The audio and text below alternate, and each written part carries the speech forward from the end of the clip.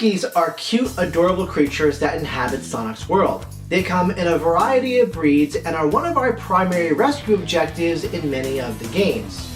But is there more to these little guys than just being the NPCs of Sonic's world? What important roles have they played in the story and could play again? Hello everybody, welcome back to Loops and Lore. My name is Ben, and today we're going to be talking about the non-anthropomorphic but still very important creatures of Sonic's world. First, let's go over some of the details about these colorful critters.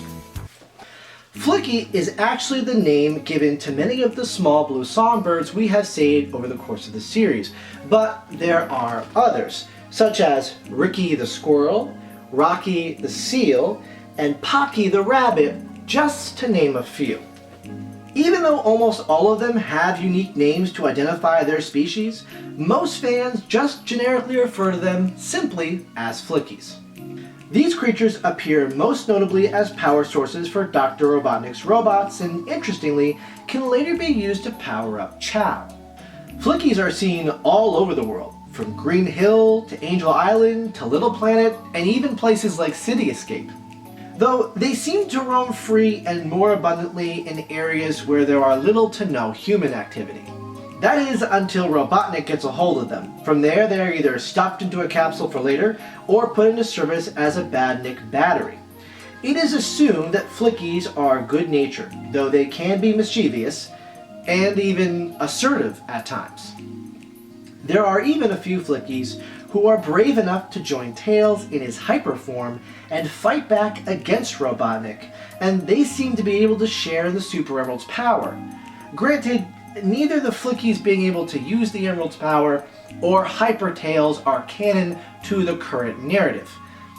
Unless we assert the rule of cool, but we're not going to do that just yet.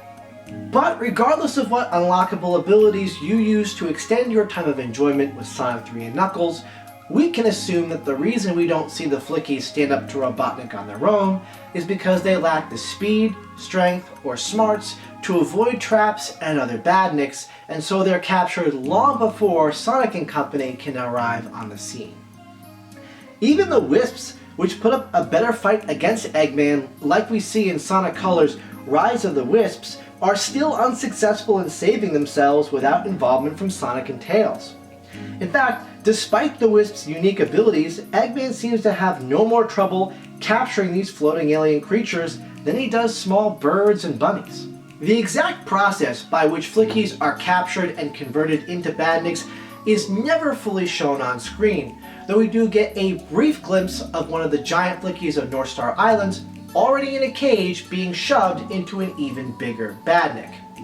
In the Fang's Big Break comic by IDW, we get to see Fang get into a brief scuffle with one of these giant Flickies, whose increase in size does not appear to give them an increase in intelligence, making them an easy target for this Jerboa with a knack for hunting. In Sonic Adventure, whenever a Flickie is freed from a badnik, they appear in a green energy field that appears to be part of the mechanism for which a badnik uses to drain the Flickies of their life force for energy.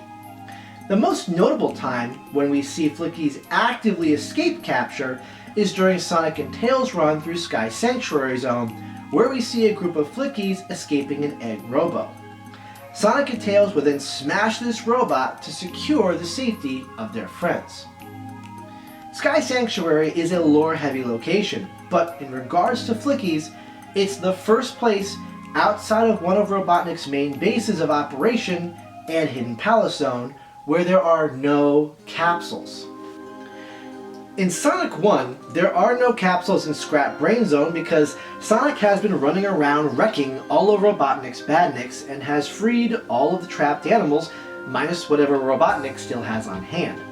In Sonic 2, we see the same thing. No capsules in Wing Fortress Zone or on the Death Egg, and in Sonic 3 and Knuckles, we once again see no capsules in Launch Base Zone or again on the Death Egg.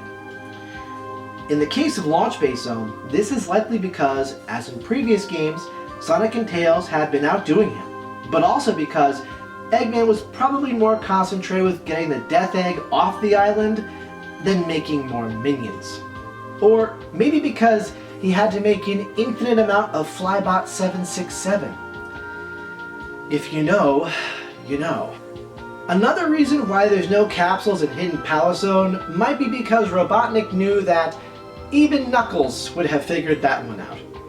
But in Sky Sanctuary Zone, Robotnik seems to be trying one last-minute attempt to scoop up a few Flickies with the help of the Egg Robos and Mecha Sonic.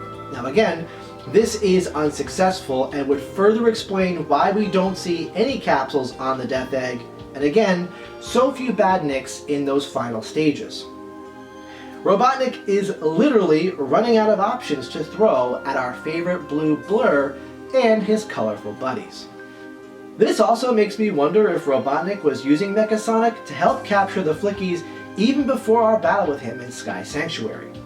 In Sonic CD, holograms of Metal Sonic harassing local Flickies are used to scare animals away from the real Sonic, so using Mecha Mark II in a similar way here doesn't seem out of the question, especially when Robotnik was trying to trick Knuckles to be on his side as well. While Flickies do generally appear mostly helpless, they do have one special ability in Sonic 3D Blast. Here we see 4 different versions of Flicky. The blue bird we have already met, as well as a pink, red, and green variety. These are all identified just as Flickies, kind of like how Sonic, Amy, Shadow, and Silver are all hedgehogs. And I apologize to Silver fans for comparing him to a weak little bird, but it's no use. This batch of birds are evidently able to use special warp rings to travel between dimensions, and Eggman wants to use their abilities to traverse the special stages and gain the Chaos Emeralds. This seems to be something that only these particular Flickies are able to do, and is something that is never shown again in the rest of the series. Many Flickies are found in different areas, either because they were native to that zone, or because they function best in the Badniks designed for that environment. These unique pink, red, and green Flickies are rarely ever seen outside of Flicky Island, so the ability to organically create and travel through warp rings could be dependent on all of them being on the island, and not an ability shared with the likes of Ricky or Pocky. Even though this power is never seen again, that doesn't mean that it no longer exists. But regardless, if they could traverse the special stages with these rings, why don't they just get the emeralds themselves? It's possible the Flickies do not understand the power of the emeralds, or, going back to Hyper Tails, that they can't access that power on their own. With that out of the way, we have now wrapped up most of the commonly known information about Flickies, and their more minor roles in Sonic's world, which means we can finally get to the good part. What exactly is going on when these creatures are trapped inside of the Badnik? And are they all really good? From the first Monobug we encounter all the way up to the E100 series, virtually all of Robotnik's robots not piloted by himself are powered by a Flicky, with the exception of Sonic CD, where they are instead powered by the imprisoned seeds of Little Planet's plant life. Metal and Mecha versions of Sonic and Company are also not powered by a Flicky, although that may be for another reason we will open up at another time. But the mini-bosses we see in Sonic 3 and Knuckles also don't release a Flicky on defeat. Yet it's only after the E100 series that Eggman appears to stop stuffing birds and bears into his future fleet of feral bots, at least with his newer designs. The Egg Pawns that appear in Sonic Heroes are the first mass-produced lines of robots made by Eggman that don't have a fun surprise inside. It's possible that the Good Doctor began shifting away from Flickies after Adventure 2 because he got access to Gerald's research and saw Gun's robots in action, which are powered by Chaos Drives. And of course, that tech is more than likely based on one of Gerald's concepts. But was that the real reason? Or was there something else? Well, this question may have been answered for us in 1998, by a lone robot named Gamma. And yes, we are still talking about Flickies. Stay with me for a moment and I promise this will all make sense. Gamma was the third in a line of E100 series robots created by Eggman. Now, as far as we were aware, these units directly replaced the former line of Robotnik replicas, the Egg Robos. As Gamma's story progresses, we learn that the E100 series, like the rest of Eggman's robots, are powered by a Flickie. When Gamma comes in close contact with Birdie, the Flickie that Amy is escorting during her story, it seems to malfunction and begins to work against its original programming. Eggman's machines can act up, but going completely against their programming like this is a big deal, and we can see that backed up in the IDW's Scrapnik Island series. Even Neo Metal Sonic's attempts to subvert Eggman and Sonic Heroes are only due to his programming to be better than Sonic. When Gamma is directed by Eggman to take Birdie from Amy, Gamma has already begun to question Eggman's actions as they conflict with his logic programming. Given what we see of the E100 series, it's clear they have a highly advanced, self-learning AI on board. Keeping a top-heavy bipedal robot up on those two legs is a difficult thing even today. But having one that can operate in multiple modes, driving, hovering, and flying, while in or out of combat, would require incredible levels of processing power that a regular badnik just isn't capable of. The combat programs in this AI would probably not react well to watching a comrade being forcibly teleported off and then brutally torn apart and rebuilt like what Gamma sees happen to Beta. But the final straw that awakens something special in Gamma is its encounter with Amy and Birdie. After the fateful encounter, Gamma would go on to rewrite its own directives and proceed to rescue the rest of its friends by destroying their robot shells and freeing the Flickie inside, as if it's saving the soul of each machine. And just before fighting E101 Beta, Gamma recognizes that it too is trapped inside of the metal shell. After Beta is destroyed, Gamma also falls due to damage it sustains along the journey, and as its systems begin to crash, it sees an image of a Flickie family. A white Flickie that was released upon Beta's destruction, the blue one we know as Birdie, and a pink Flickie that was trapped inside Gamma all along. But what are we seeing here? Gamma would not have powered on until after the Flickie was installed, so it should have no memory of the Flickies prior to or even during capture. And at no point does Gamma view any of Eggman's computer data that would expressly provide the robot with this insight. As far as we know, the Flickies are used as power sources, but not as pilots. So it's not as if they know what's going on. Or could they? My theory on this is as follows. When Gamma goes to collect Birdie, Amy refuses to give her up, despite being trapped in a cage and in immediate danger from a gun-toting robot. Amy then goes a step forward, literally, by asking Gamma for help even though it could just as easily hurt them. This causes Gamma to take a step back and call her illogical. But what happens next is the most important part. Amy expresses genuine pity for Gamma, who can't understand her pleas because he was created without emotions and can't understand love. When she says she pities Gamma's lack of programming, she is indirectly wishing that Gamma did possess emotions. Remember, this is the same adventure where we learn that chaos is power, enriched by the heart, or more accurately, by the will of the heart. Amy is a very emotionally driven and strong-willed character who has been playing with forms of magic that she doesn't understand since her first appearance. It's entirely possible that she accidentally evokes this power while holding a bird whose fate also hangs in the balance as a Chaos Emerald hangs around its neck. Birdie would then break free of Amy's grasp and fly past the bars and within reach of Gamma. This may have been Birdie trying to turn itself in order to save Amy, or it could be that it was more directly trying to beg for Gamma's help. Either way, it put itself and the Chaos Emerald right in front of the robot. It's at this moment that Amy's wish is completed, not by granting a soul to the machine, but connecting it to the one that was already inside. Again, the E100 series are far more advanced than a simple badnik, and based on what we see Gamma go on to achieve, it's clear that these robots can operate for long periods of time while using a single Flickie as their power source.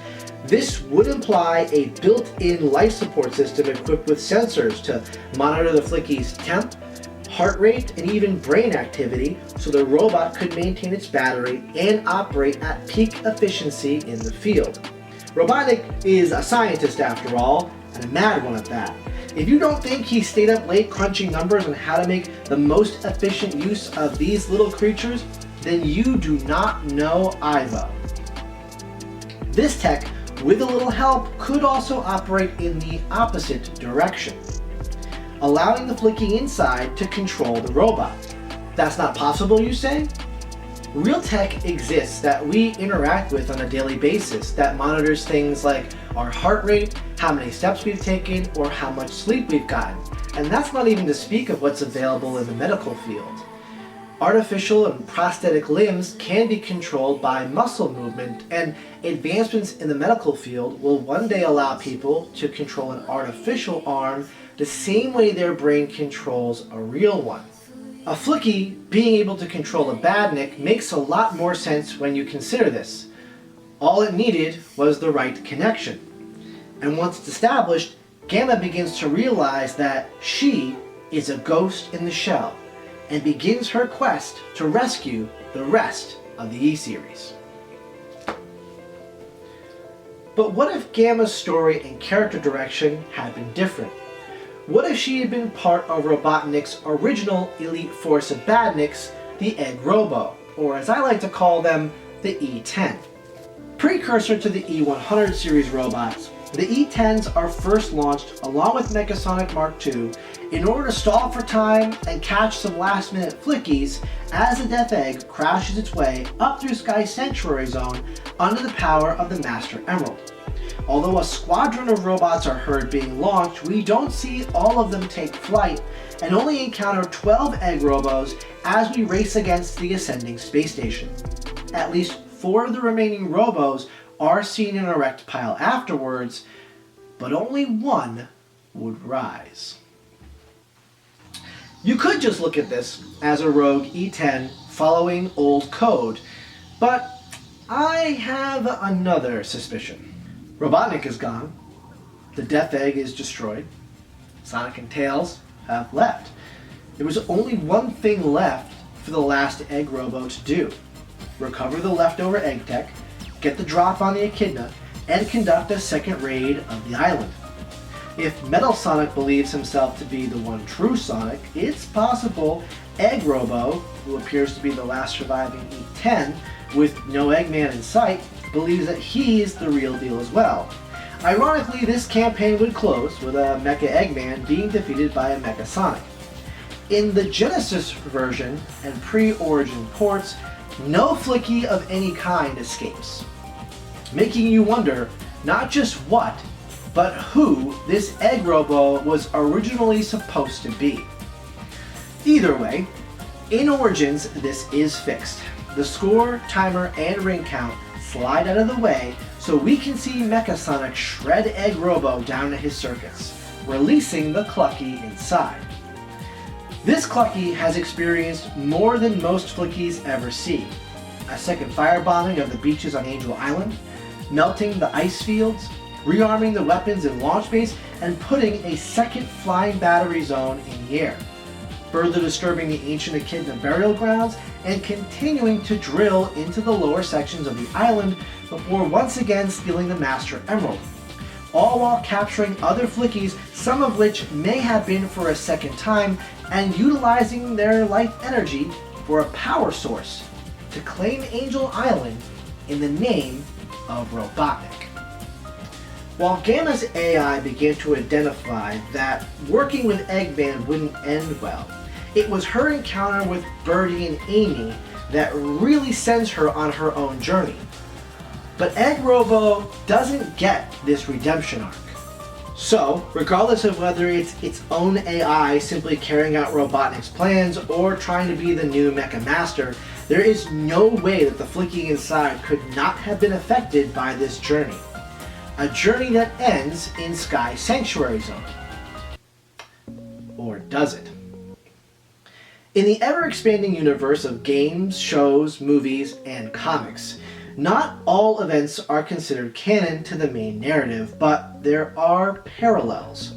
Parallels we can use to expand our understanding of what might be possible and strengthen our theories. We see this clearly demonstrated in Sonic Prime, especially with Tails, who goes from being Sonic's best friend in one reality to being a scared and lonely fox named Nine in another. Even when looking at Sails and Mangy, we can still see the Tails we know lurking in these characters despite being in totally separate realities. And that's true of the entire cast. There is only one Sonic in Prime, but there are many Sonics in our world. Sonic the comic, Sonic the movie, Sat AM, Sonic Boom, Underground, Archie, X, IDW, all different in their own ways, but all still Sonic. In the same way, there are characters who are not the same but fill the same roles from one universe to the next. IDW has two such comparisons, Dr. Starline being compared to Snively and Lanolin to Sally. And our little Clucky has a parallel of his own in Cluck. In the Sat AM TV show, animals aren't stuffed into robots as power sources, rather they are turned into robots through a process called roboticization. Say that 3 times fast.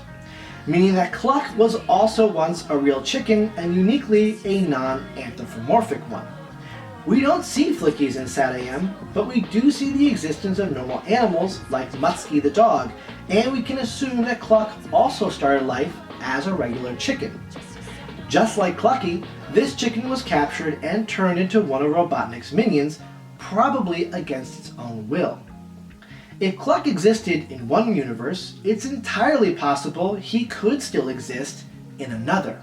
And if Cluck was fated to be Robotnik's pet, Clucky could be linked to an evil fate as well. What if Clucky spent too much time in the machine that changed him? He was the power source for all of its evil, and could even feel responsible.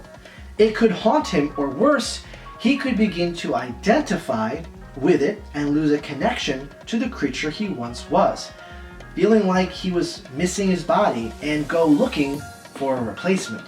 That way it could go back to doing what it was re-engineered to do.